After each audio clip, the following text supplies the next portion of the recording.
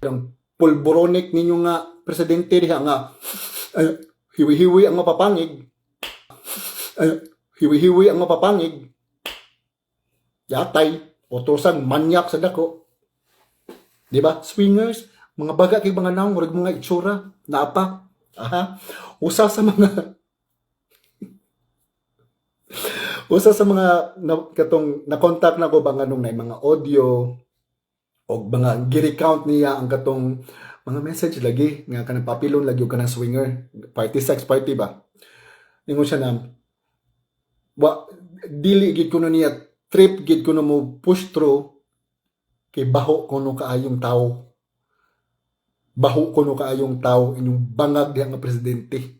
So mo gini klaro kay nga timailhan ha nga adik na yung presidente diha kay baho kay tao. Kila kag bahong tao? Bahong bangag ba? Bahong bangag. Kay bangag ganis ngipon. Mo ka na nabulok ngipon ba mo ni bako kuno niya. Mao na. So anyways, so feeling na ako murag ang gapatagan na siyang kanang gobyerno diha no murag si Romualdez na naman siguro murag wala na kay murag wa naman sa saktong pangisip yung presidente diha. Kabantay ka murag sa gighingal nga shifty kay ay sana ba. Ganaan na murag bagong nakakawat. Grabe, murag ana-ana murag bagong nakakawat day. So mo nang suko kay sila ni Sara Duterte kay wala man sila matahi ni Sara Duterte. Napajud siya kanang push pag yun na anti-graft and corruption nga bill pag yun iya pag yung pakusgan iya pag yung ipasulid og pag-ayo ang anti-graft and corruption nga bill mo nang suko kay sila yung na pangitaan nato nig paagi nga mapatangtang ni mga Duterte diri kay kusog jud kaayo ilang power sa Pilipinas.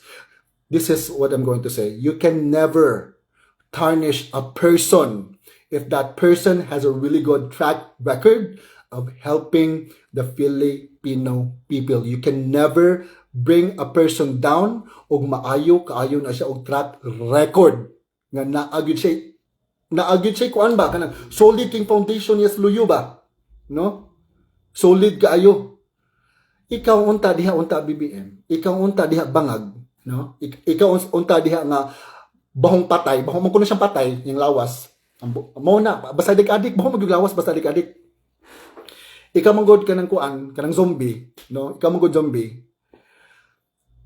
That was actually, you were given a chance by 31 million Filipinos who voted for you. You were given a chance to bring your name up, to prove to the Filipinos that the Marcoses are not what they say you are. You had that chance, but you ruined it, you motherfucker.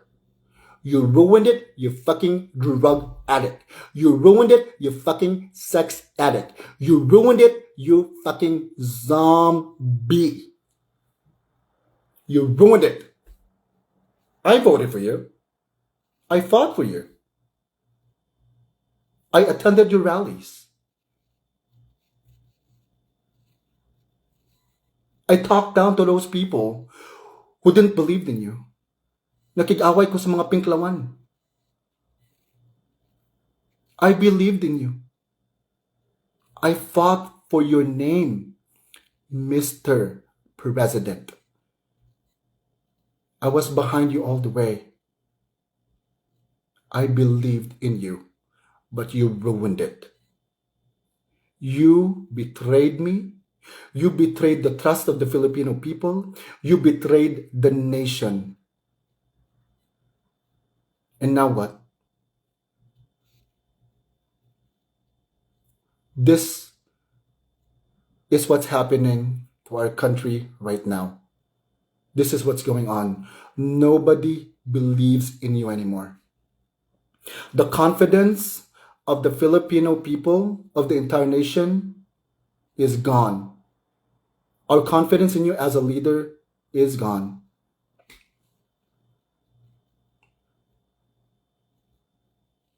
Di na ta mga bogo ang mga Pinoy, oy. Dili na bogo ang mga Pilipino. Nagtukag madala minimo ani mga local government nimo diha. Nagtuo ka nga wa mi kibaw nga gipang bayra na nimo imong mga local government. Mahibong na lang ta ang mga solid Duterte supporters ti kalit bali. Wanna know why? Because of money. Bullshit kay mo ingon nila. We just wanna stand behind the office of the president. Fuck you. Fuck you niyo diya. Ay ko ninyo ilara. Ay minin nyo gisot yung bulsa mga pistiha mo. Gwen Garcia, utrosad ka. Wakwak ng lako. Naong ni mo ay. Mura kag katong Monica Saso. Katong, you wanna play a game? Mo dyan ang naong ni mo day. Di ka gwapa. Ay pagpagwapa-gwapa riya, kaya di ka gwapa. Naong mo ay murag na bulok. Ay minyo ilara. Kami mga Cebuano, di may mga bugo. Okay? Kibaw me nganong nibalika o ni-support ka ni BBM. We're not stupid. Okay? Fuck that shit. We don't believe in your fuckery. We are smarter. Nya pugson pa ni mga tao diha nga pakpak kay mo suporta ni BBM. Ganon di man ka magfinger diha. Ha? Pisti kang dako. Ayaw mi dalha-dalha ni mo kanang isog-isog kay way nahadlok nimo day. Way nahadlok nimo. Yatay ka. Napay ka ng umaga di mo diha. Nga kanang imong son-in-law nga grabe makapost, manghatag og kwarta. Uy. Nanghatag kog 2 million kapin. Nanghatag kog mga kwarta, naghatag kog mga ayuda. Malamang trabaho man na niya. Ha? Di man niya ang kwarta. Kwarta man na sa Pilipino. So ayaw na ninyo butang yung mga luy-luy nga music samtang nanghatag mo kwarta daw og mga ayuda kay dili na inyuhang kwarta. Kwarta na namo mga Pilipino, kwarta na sa kaban sa Pilipinas yung ipanghatag trabaho na ninyo. Di na namo utang kabubuton nga manabang mo. First of all, let me remind you nga before mo naabot diha sa opisina ninyo, before mo nakapungko diha, imo ming gipangyaban mi ninyo. Ha? Purti yung panguyab namo para makapungko mo diha, para mutabang mo sa mga Cebuano o sa mga Pilipino. Okay? Dili na namo utang kabubuton nga nanghatag mo ayuda. Do your fucking job. Okay? Dili mo charitable institution. Inyo na trabaho, kwarta na namong tanan. Kami mo'y gabutar ninyo, kami galuklok ninyo diha. So, ug naami pangutana, we have every right. Okay? According to the Philippine Constitution Bill of Rights, Article 3, Section 4, we have every right to question you, demand accountability, and ask you what if you're still doing your job. Mauna mong katungod. So ayaw mi ninyo kontrahe, ayaw mi ninyo pasakay kaso nga libel o mangutana mi ninyo na asa na padung among kwarta because that's our right. Article 3 Section 7. We have the right for transparency. Na unsa naman ang CICC diha? Unsa naman ang CICC sa Cebu? Ha? Philippine Constitution, 1987, Article 3, Section 7, Transparency. Unsa naman na? Again, dili na namo utang kabubuton nga nang hatag mo kwarta diha kay inyo nang trabaho mga animala mo, pisti mong dagko. Di na namo utang kabubuton nga nang hatag mo kwarta, nang hatag mo ayuda, o nagpaayo mo mga kalsada diha. Ayaw na butang yung mga panganin nyo, kaya mo anong kwarta? Pisti mo? Los-los ninyo. Los-los.